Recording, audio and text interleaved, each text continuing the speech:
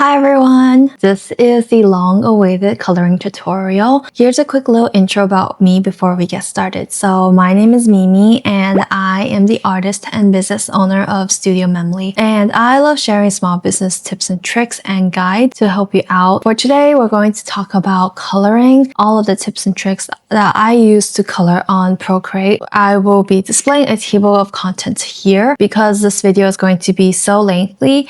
I recommend you feel free to jump around to the parts that you would like to go and visit and come back whenever you need to. So first, we're going to talk about all of the tools and Procreate features that I like to use. So first, I use the iPad Air 4, and that has been my iPad for a really long time. And I pair my iPad with this iPad case, which is the sponsor of our video. Thank you to EIP for sponsoring this video. I recently upgraded my iPad setup with the EIP Hyperkeys keyboard and Pencil X. This iPad setup has completely reduced the time I spent switching between tools and menus. As an artist who can spend up to 15 hours designing a single sticker sheet, having physical shortcuts is really important to work efficiently without breaking my creative flow. This keyboard case has customizable shortcuts for GetNotes, Notability, and best of all, Procreate. So now, instead of trying to memorize all of my Procreate shortcut commands, I assign the 5 shortcuts that I use most frequently to those gray shortcut buttons located on the top left corner of the keyboard, which is also customizable through the EIP app. Having those shortcuts makes it so much easier for me to change brush sizes, open the layer menu, change colors, switch to eraser tool, or use the select and transform tool, all without really stopping my drawing process or trying to move my right hand all over my iPad screen. I also paired it with the EIP Pencil X, where the single and double click actions of the top button can be customized through the EIP app. The stylus also comes with a metal nib, which is better for wear and tear against mask screen protectors. It features palm rejection and tilt sensitivity, and on their app you can also adjust the nib signal sensitivity to match your iPad model and different usage conditions. Plus, the case features a magnetic buckle with a built-in slot to store the stylus securely and help prevent it from falling off easily. If you don't know, I always take my iPad with me everywhere I go, whether it's traveling or working outside. It's really nice to also not have to carry a laptop around and be able to work directly on the Hyperkeys keyboard case that paired to my iPad. So if you're looking for a keyboard case that works for digital artists, I will have the link of the EIP Hyperkeys keyboard case and the Pencil X linked in the description below for you to check it out yourself. Thank you again to EIP for sponsoring this video, and let's get back to our tutorial.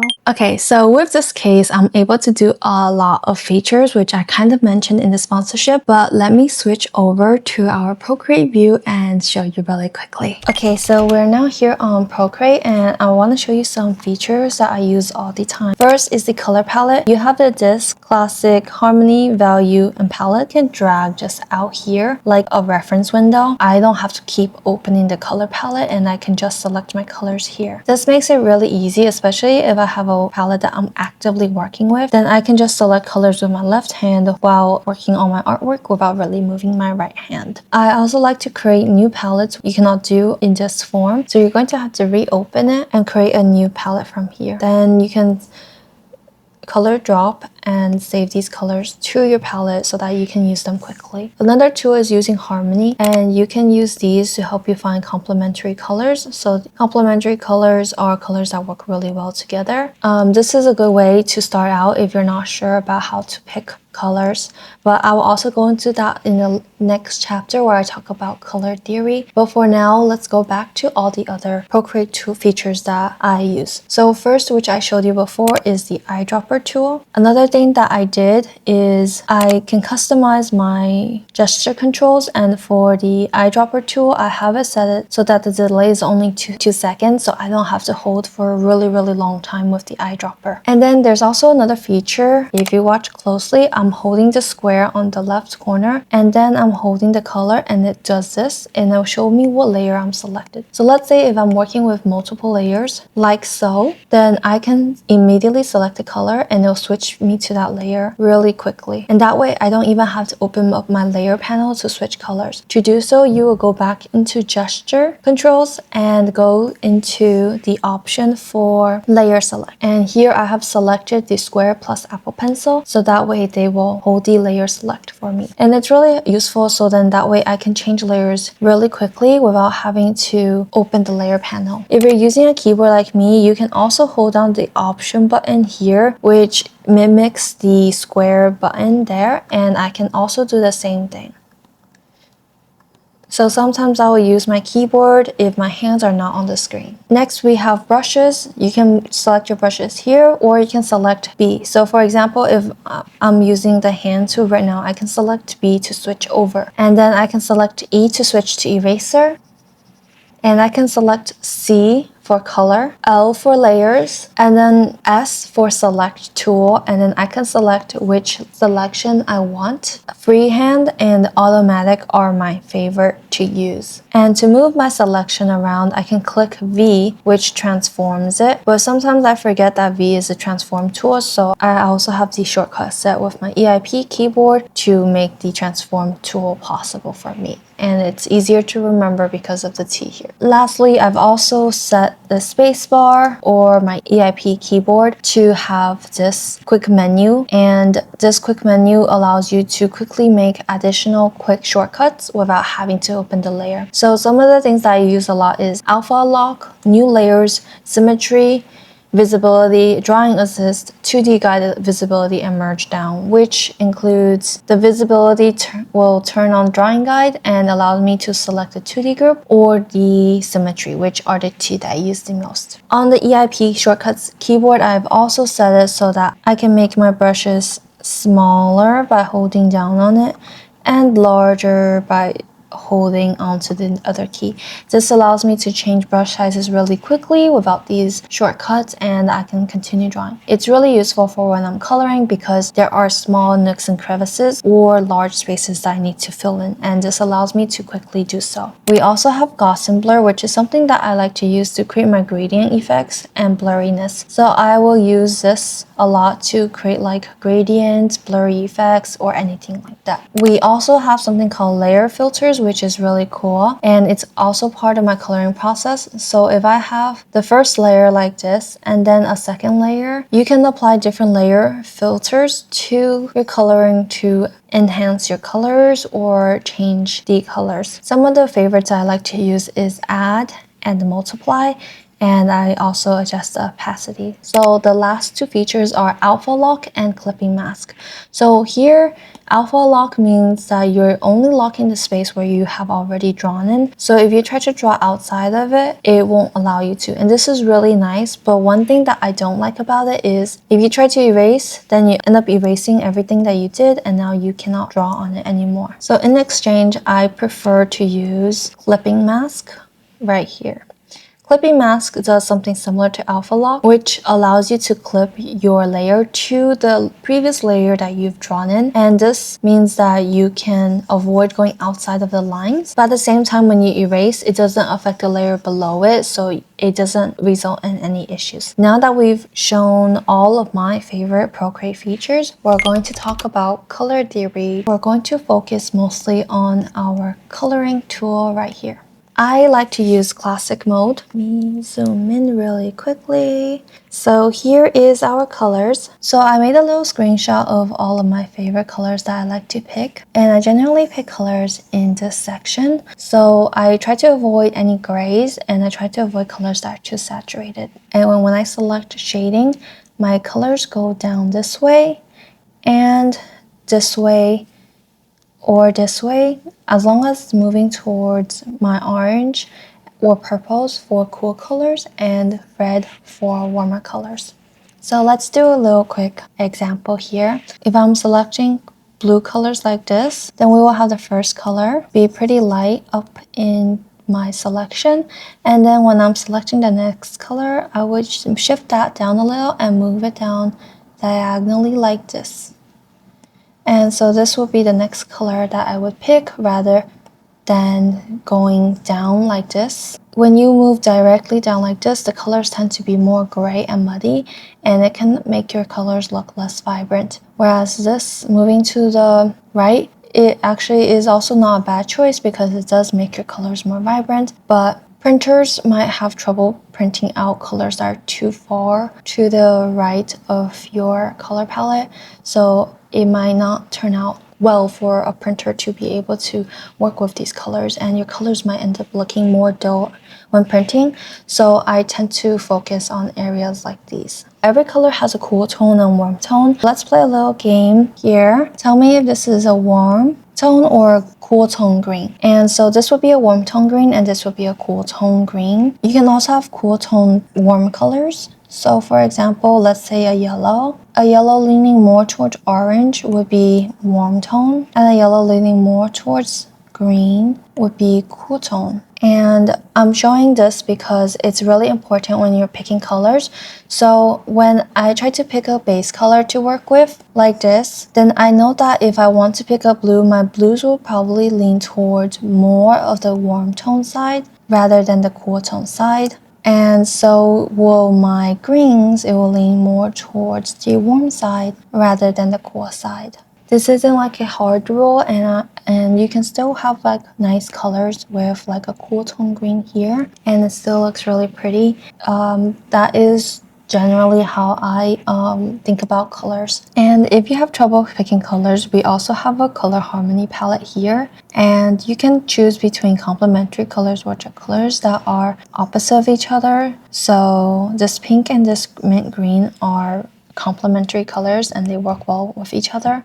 Or you can choose split complementary, analogous, triadic, and triadic. It shows you how, like, which colors, wherever you move, work best with each other. And this is a helpful tool to have if you're unsure about the colors. For example, if you're working with these colors on the color palette, but to add more variety, you can move your saturation and brightness to adjust for the different variations that you might want to include. I don't use these tools too much, so I don't have like a full in-depth explanation of how they work. So I do recommend doing some more research on this if you're interested in using these tools a little bit more. Sometimes if you've picked a color and you pick another color but are not sure if it works well with it, you can go into the HSV or Hue Saturation Brightness tool and just move the colors around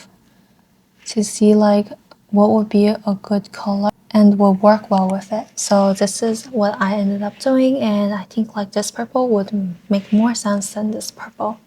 So it helps me kind of just adjust colors around and play around with the different color settings. Now that we've talked a little bit about color theory and how I pick colors, let's talk about how to fill in colors. I have 3 ways of filling in colors. So the first way isn't going to work for me that much because I have gaps in my art. One thing that you can do is select your artwork and list it as a reference. That means when you pick colors, you can immediately drop it down like this and it will fill it in for you. But if you see that I have gaps in my cone, a color like this will not work because it will just spread everywhere. But if it's in a closed surface area, then you can be able to just drop in colors and fill colors in really quickly by going through the motions. So this is one way of filling in color, and make sure you turn this off once you're done because otherwise you'll be very confused why certain things are selecting and why they aren't. It will also affect your automatic selection if you don't turn it off. So for example, if I have it on, it's going to select and not the whole thing, which is something that would sometimes throw me off. The second option is to use a flat color brush that doesn't change in opacity. So regardless of like your pen pressure, it's always one flat color. Then I trace along the edges and fill it in. This process is a little bit slower, but you can control where the lines are going, especially with gapped areas like this. So for example, I can cover the gapped areas in my drawings and fill it in. As long as the border that I made is clean, it will fill in the entire artwork. Lastly, it's more of a niche way to color, but I've seen people do this and it's a pretty quick way. You select the freehand tool, and similar to how you make borders with the brushes, you would just select everything with the freehand tool like this, and then select your color and drop it in. or you can have color fill turned on. So what color fill will do is if you select color fill, it will automatically fill in the colors once you fill in the gaps. So once I fill in the gap, it will color everything. This is a little bit more messy because I can make mistakes, so I tend to just drop colors in once I'm done filling it in my shapes.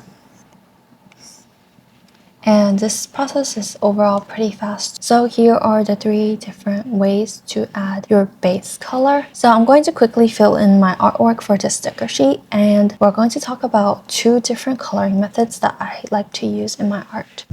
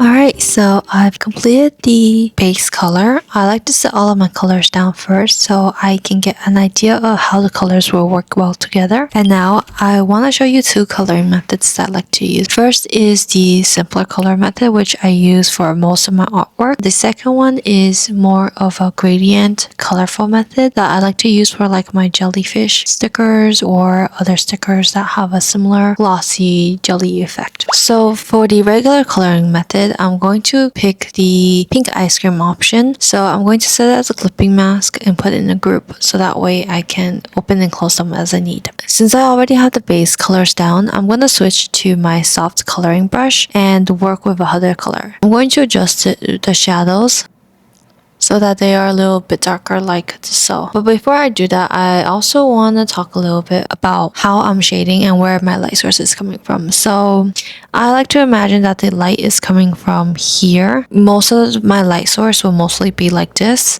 or directly from the top like this. So that means when I'm coloring this ice cream, we're going to have a more bigger shape here, whereas this side is a little bit lighter and softer. The brush is really soft and allows me to have like soft and hard edges. So I will put a lot more shadows on the right side and a little bit less on the left side. And then for my light source, I like to go to the opposite end. So I usually like to use a yellow light if it's a warm color, and I'll apply the light source here, and then I'll also apply a lighter shadow here as a reflective light source.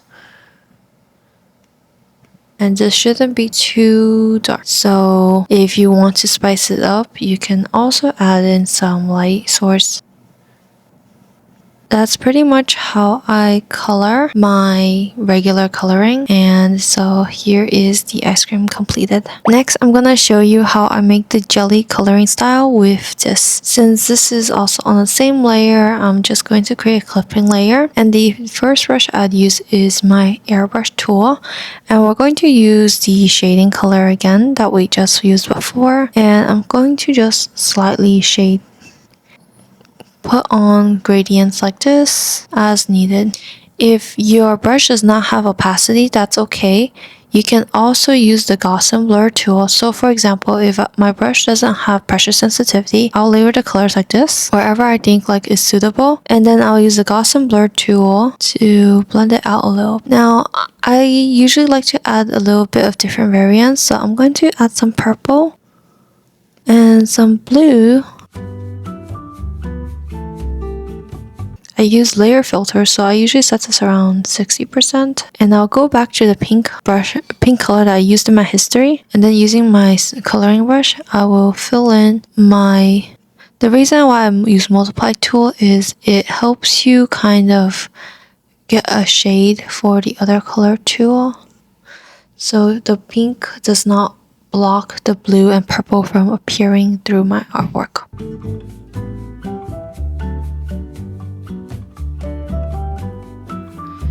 Sometimes I'll also use smudge tool to have like a softer versus hard edge for my coloring. And I like to have this effect to give it more form and definition.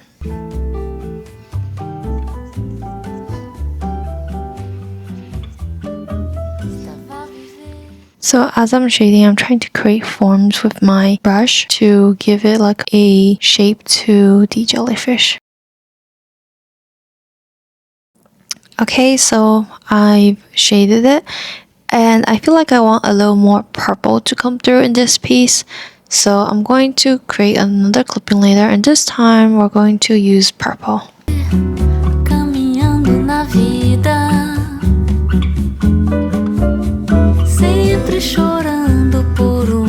I think the multiply layer really helps you add in more color when you change hues throughout the piece, and it gives me like a very magical effect when I'm working with blues and purples, especially when I work with sea creatures. I love using this method to kind of just give that like surreal effect in my artwork. And so I'm just going to create more shading, especially where the places that gets covered by the top of the jellyfish, and cover that up. So, and then after I'm done shading, I also go back, but since I used a lot of cool colors here, I'm going to use white as my lighter color, and I'm just going to color pick and brush the areas where the lights will shine on the piece. Since jellyfish have a more jelly-like texture and they're more reflective, I will add also a couple more layers here and there to kind of amp up that reflectiveness of the jellyfish. I really recommend using references to kind of understand how they reflect light and get that like jelly texture into your artwork. And this method takes me a lot longer than the other one because I have so many layers and colors to work with, but the results for this is just really, really amazing. And I love how it always turns out because it has such a nice like jelly-like effect with my artwork. So I'm gonna add a little bit of a reflective light here to kind of show light bouncing off the jellyfish. I think I want that to be a little bit lighter and work that through the different parts of the jellyfish. While this is definitely more complex and a lot more complicated, it does take some practice and getting used to, especially if you're not used to working with so many colors and gradients all at once. But I thought I'd show it anyways in case someone was interested in learning this kind of coloring style. And now it's really up to you about how you want to play around with the colors. For example, I feel like if there's too much of one color, then I'm gonna go in with an airbrush or another color to kind of just blend it out and build in some other colors that I think might work with this piece. And I think the yellow is adding a little bit of a nice warm tone to the artwork, which was looking a little bit too dull because of the purples. And so now here I am done with this jellyfish, and we're going to go and color in the whipped cream and the cherry using the normal effect that I had done before. For some reason, I always think of whipped cream as a warm color, so I usually use cream colors and a light orange. For this, the shading is a lot simpler to contrast the jellyfish. But you can feel free to go more complex throughout the entire work or not. As an artist, you have that choice. I want some light reflection off the jellyfish to kind of show through in the whipped cream. so I'm adding that as a reflective light. And then for the cherry, I'm also going to shade it very simply. I think this is the cherry here.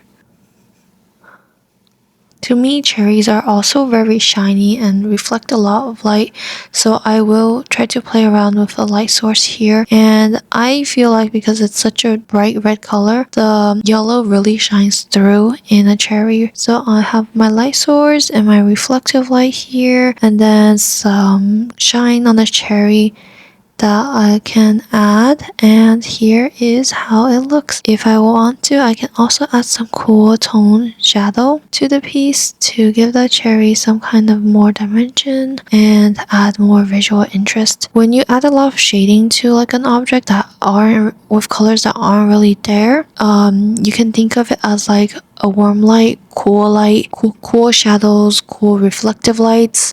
It really helps amp up that whimsiness in your drawing because you're no longer just seeing color as it is, but you're adding color that people might not even realize that's there. So we're just going to just modify this a little bit to give the cherry that whimsical effect. Now I feel like I have to do it for my whipped cream too because my whipped cream is a little bit plainer compared to the rest. Now I think this is perfect. I'm going to color in the line art for this and jazz it up. So for line art, I like to go with a dark color first as the entire color. So we're going with a really dark blue. That's not the blue I want. And then for the inside, I've already picked out my color since I was working on another sticker sheet, but I'm going to do warm cream here. And then for the jellyfish, I'm going to pick the darkest pink color, and then like before, I'll move my color wheel diagonally and towards purple. I think this might be the color that I want. Looks good. I'm going to color it in.